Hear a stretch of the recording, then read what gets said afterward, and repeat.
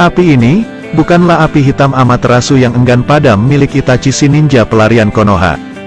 Dan bukan juga, kobaran api cinta, yang tersulut saat dirinya yang kau puja itu, melemparkan padamu satu simpul senyum yang kau nantikan, diliukan bibirnya yang menggugah hasratmu untuk segera beranak pinak. Tentu saja bukan kawan. Di sebuah tempat yang dinamai rumah, di salah satu ruangan, tak jauh dari arah motor berwarna hitam, kira-kira 3 meter jauhnya, pemuda ini meletakkan kak merah.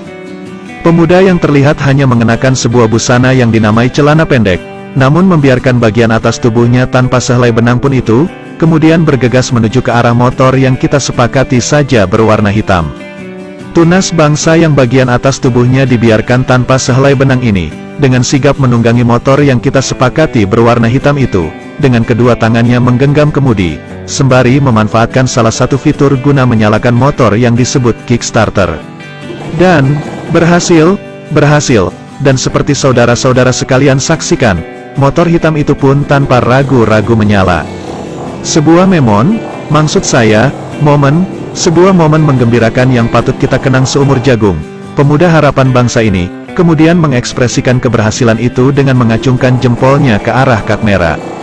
Namun sayang seribu sayang, momen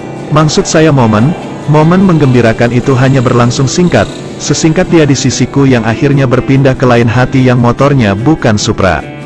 Namun, pemuda yang bagian atas tubuhnya tak dibalut sehelai benang ini tak patah arang.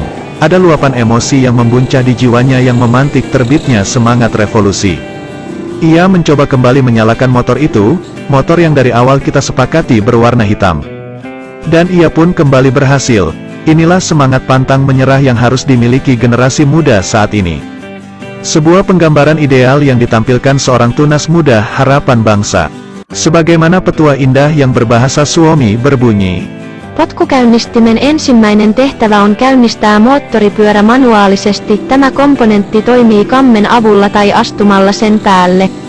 Namun, lagi-lagi kita menyaksikan bahwa tak pernah ada hal yang akan berlangsung lama. Semua punya limit kapan ia mulai ataupun kapan ia berakhir, termasuk kebahagiaan.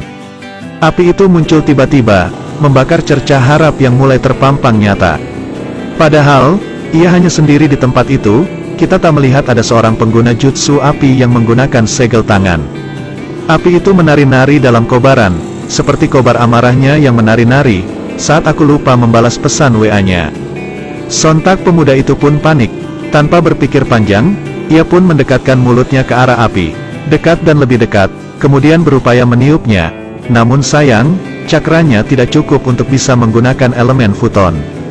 Dalam keadaan yang mencekam, ia lalu bercerita tentang anak gadisnya. Maksud saya, ia lalu mengambil selai benang, ia kibas-kibaskan ke arah luapan api jahat itu. Tapi api jahat itu, juga justru melahap sehelai kain itu. Ia lalu berlari ke sana kemari, dan menghilang hingga beberapa abad. Api itu terlihat semakin menjadi-jadi, syahdan. Pemuda itu pun kembali dalam keadaan tergesa-gesa dengan sebuah ember di kedua tangannya. Ia lalu menyiramkan sebuah benda yang tak padat, namun bukan juga gas. Sebuah benda yang memiliki unsur kimia, 2 atom hidrogen, yang berikatan secara kovalen, dengan 1 atom oksigen. Tak pernah ada anak cucu Adam yang secara sengaja membiarkan dirinya bermain api. Sebuah nasihat berbahasa Indonesia, namun dengan aksen Jepang berbunyi. Seshappu orang, memiliki apin ya, akan tetapi, sankuju aratafu, kapan harus, menyarakan apin ya.